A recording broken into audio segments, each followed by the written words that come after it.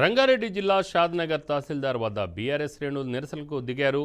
రైతుల రుణమాఫీ విషయంలో మంత్రులు అవగాహన లేకుండా మాట్లాడుతున్నారని మాజీ స్పీకర్ మధుసూదనాచారి ఆరోపించారు.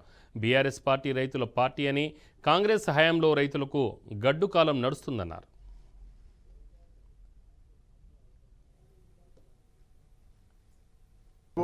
నా దగ్గర రాజుపల్లె అనేటువంటి విలేజ్ ఉంటుంది.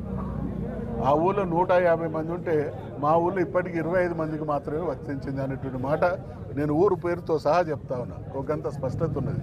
అంటే ఇవంతా ఏదో ఒక రకంగా సాకులు వెతుకుతూ రైతుకు ద్రోహం చేసేటువంటి ప్రయత్నమే కొనసాగుతూ ఉన్నది. కాబట్టి చిత్తశుద్ధి లేదు. చిత్తశుద్ధి ఉంటే ఇవాళ మీరందరూ కూడా చూసిండ్రు, గడిచిన కొన్ని మాసాలుగా రేవంత్ రెడ్డి గారి ప్రభుత్వం అనుక్షణం వైట్ పేపర్ శ్వేతపత్రాలను నమ్ముకున్నది. మరి ఆయన దేవుళ్ళ మీద ప్రమాణం చేశాడు. అదే దేవుళ్ళ మీద ప్రమాణం చేసి నేను గింత ఇచ్చినటువంటి శ్వేతపత్రాన్ని ప్రకటించాలి. అది దేవుని ముంగట ఆయన మొన్న ఎన్నికల ప్రచార సందర్భంగా కానీ ఇతరత్ర కార్యక్రమాల్లో తిరుగుతున్నప్పుడు కనబడ్డ దేవుని మీద ప్రమాణం చేశాడు. మరి ఇవాళ డిక్లేర్ చేయండి ప్రజలకు.